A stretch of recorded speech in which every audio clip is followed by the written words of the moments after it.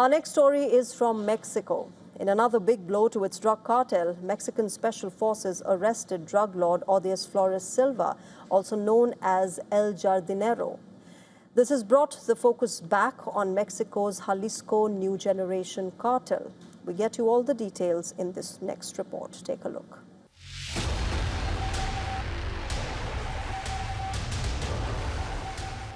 He was a close ally and potential successor of drug kingpin El Mencho. He is a powerful commander of the Jalisco New Generation Cartel. Odious Flores Silva, also known as El Jardinero, finally met his downfall after being arrested by the Mexican Special Forces. This is a big blow for Mexico's most feared criminal network, as he is believed to control vast swathes of territory along the country's Pacific coast. US designated him as a significant foreign narcotics trafficker and offered a reward of $5 million for his capture. His arrest was rather dramatic. The operation involved over 500 troops, 6 helicopters and several planes. It was conducted after 19 months of surveillance. Forces surrounded a cabin in El Mirador, where El Jardinero was protected by 30 pickup trucks and over 60 gunmen. He was captured without a single shot fired as he tried to hide in a drainage ditch.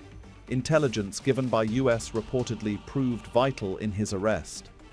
This was seen as another triumph for Mexico's Security Minister Omar Garcia Harfuch, who blamed El Mencho for an assassination attempt in 2020 that left 2 of his bodyguards dead.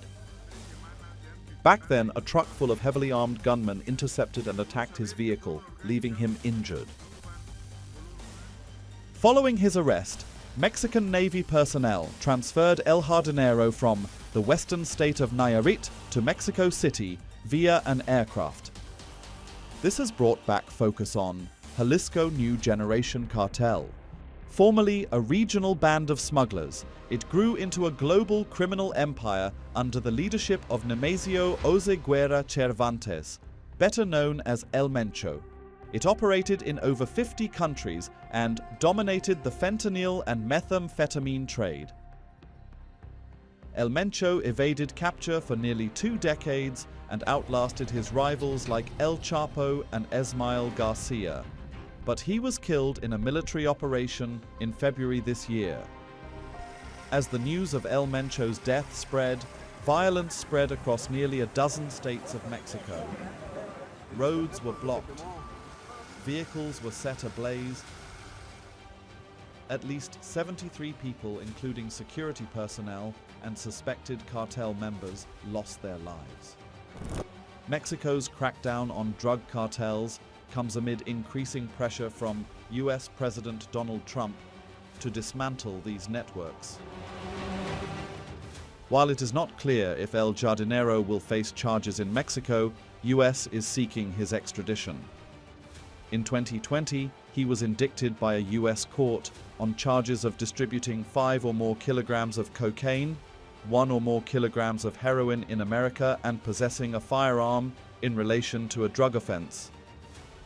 Bureau Report, WION World is One. Moving on, India's relationship with gold is more than just an investment. It is embedded in Indian culture. Now, as the Reserve Bank of India reportedly explores fresh schemes to incentivize the deposit of personal gold, the focus now shifts to a staggering reality. Indian households sit on a sleeping giant of capital. According to the World Gold Council, Indian households and religious institutions hold an estimated 25 to 27,000 tons of gold. At current market valuations, this private hoard is worth over $2 trillion, making it one of the largest untapped pools of private wealth globally. Historically, only a fraction of this has ever entered the formal banking system. The RBI has attempted to monetize this gold before, most notably through the gold monetization scheme that was launched in 2015. While the scheme aimed to reduce India's reliance on imports, it saw lukewarm participation initially due to emotional attachment to jewelry, concerns over the melting process, and tax scrutiny fears. Bringing even 10% of this idle gold into the market could be a game changer for the Indian economy. It could lead to a massive reduction in the $30 to $40 billion annual gold import bill. It could increase domestic gold supply as well and lower the need for foreign exchange outflow. Banks can use gold deposits as a productive asset for backlending. For the average citizen, the RBI's proposed scheme transforms frozen lockers into interest-bearing accounts.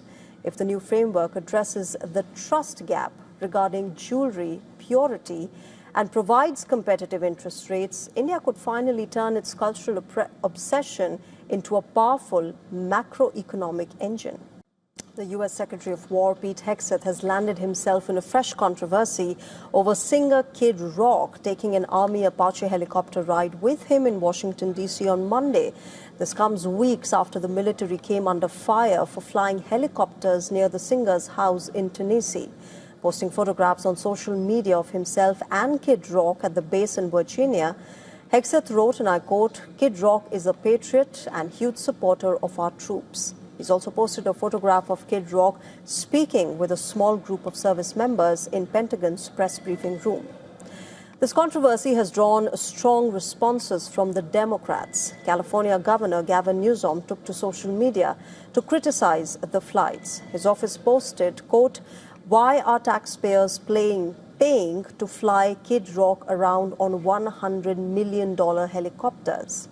In fact, echoing the same sentiment, Democratic Representative Jason Crow of Colorado, who's a former Army Ranger as well, claimed that taxpayers' money is being spent to give Kid Rock what he called joyrides on Apache helicopters.